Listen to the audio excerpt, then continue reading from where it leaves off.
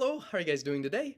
This is Brayton, and today we'll be going over hair loss yet again, and why your hair loss treatments may be making you lose more hair, or you've been noticing more hair loss recently while taking your finasteride or your dutasteride, maybe your oral minoxidil, topical as well, or your topical anti-androgens. Why this happens is kind of what I'll be going over today, and why it's natural and nothing to be scared of.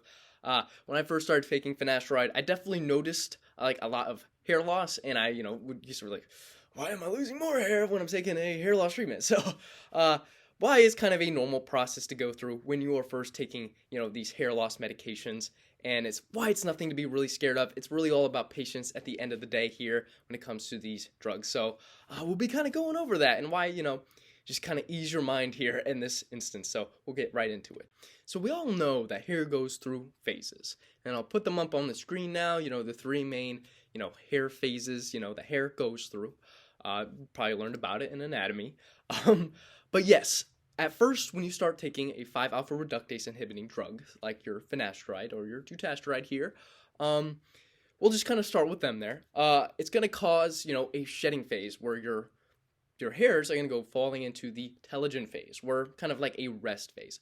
So why this is a good thing and why you start to notice more hair, loss when you comb your hair in the shower, for example, is because your hair is like letting go of the weaker hairs, and it's going to start growing in the new hairs that are stronger and not affected by DHT being, binding to the androgen receptor here. So this is a normal process. When you first start taking the drugs, you're going to be, okay, you're going to notice more hair loss, but that's just because it's the shedding process. Your hair has to go through the phases to grow a new healthy hair again.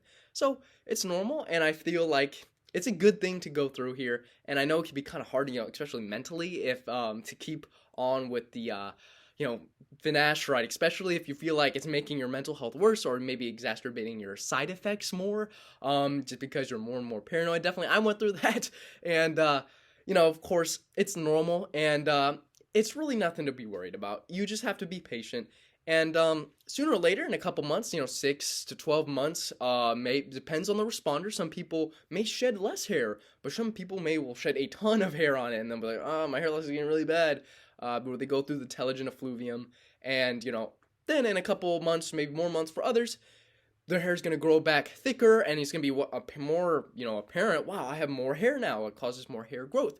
I'll kind of dive into why it's, different hair types also will affect, results on finasteride and dutasteride as well. Not all hair types are the same. We all know this, everyone's, we got the different types of hair types here. I'll put it on the screen. Why, if you take finasteride, you may get more results if you're, the more curly hair you have, just because it is different when it comes to how many hairs are in the hair follicle itself, or, sprout from the hair follicle, and how dense the curls are as well. That'd be a big one as well. For example, my hair on the sides here is different. It's really different curl pattern. I'd say I'd have a lot more tighter curls on the side. So, it's going to look a lot more luscious on the side, sadly, comparatively to my top, where, of course, there's still some pretty kinky hair follicles, so it's going to be more curly. But on the back of my hair, where it's like a lot more wavy, I think it's from water damage. I don't know. I have a lot of just random, different hair types, hair follicles that are so much different from each other on my head. I used to straighten my hair, so yeah, that's might be a reason too. But, for example, on the back here, it feels a lot more thin, where I'd say when it comes to, the sides, in the back here where it's thicker. Of course, the androgens, my effect of DHT may cause it as well, but I'd say a big one is it's a lot more straighter back here. So the hairs are going to feel more thin because the hair follicles themselves are going to be, a different, when it comes to density. So I'll kind of put up a thing on the screen here on why, different hair counts, ethnicity will affect it as well, on how well you'll respond to finasteride and dutasteride. And it's not really how many hairs you're growing back. It's just kind of like the density and how the hair follicles are, they're formed to be. So, but yeah, I'll put kind of something up on the screen here on kind of that explains it pretty well. But anyways, tangent aside here, back to your, when you first start taking, your hair loss treatments, why? Yeah, shedding. So it's normal. Don't be scared. You just gotta be patient. And at the end of the day, topicals as well. You know, if you take oral minoxidil, you're gonna notice way more shedding, or topical, I'd say, maybe cause more shedding. You're gonna go through a lot more telogen effluvium just because those hairs are gonna be reliant off the minoxidil. So since it's a growth stimulant, a potassium channel opener, you know, it works a lot different than, you know, your finasteride and dutasteride, the mechanism of action. So, you know, the telogen effluvium of like the stress where your hairs all falls out may be more worse with minoxidil topically comparatively to in topical anti-androgen or, you know, your dutasteride slash finasteride here. So, you know, your topical anti-androgens as well. So if you, for example, use RU, you know, 3 times a week and topically, and you know, you seem to be great with it, and then all of a sudden you stop for like a couple months, you might experience some telogen effluvium of shedding as well, just because your hairs are like, all right, where's the RU? Time to shed. So a lot of hairs start to rely off these, you know, drugs. So sadly, this is kind of the way it is. But if you're, you know, well with it, some people hate using the topical aspect because you have to do it every single day, or, you know, it's a commitment and it can be a pain to do it all the time, and, you know, well, understandably.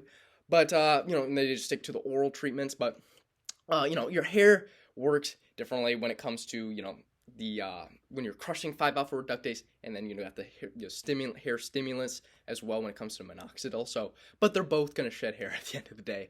One may be worse than the other. It really depends on, you know, how you react to these drugs. So, yeah, long story short, it's shedding.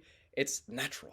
So, don't worry, just gotta push through, and I guess this is kind of a small video today on, you know, why it happens, and yeah, that's really I just want to cover today, and yeah, I hope you guys enjoyed. If you guys like this video, leave a like, and if I'm wrong about anything, or you want to share any information, feel free to leave in the comments down below. It is appreciated as well, and thank you for watching, and I'll see you guys later. Bye.